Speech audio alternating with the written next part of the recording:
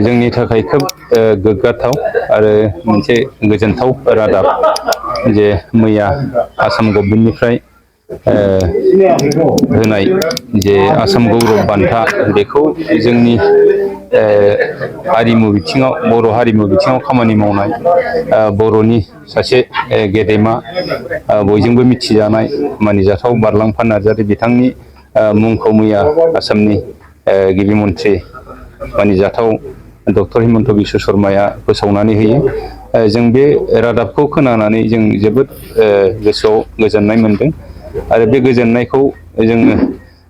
मोननानै दिनै बिथांनि न'आव फैनानै जों बिथांखौ जोंनि दुलाराय बर' हारिमु आफादनिफ्राय बरायफैदों। दिनै बुंनांगौआ बेनो जे बिथां बारलांफा नार्जारीनो जे आसाम गौरब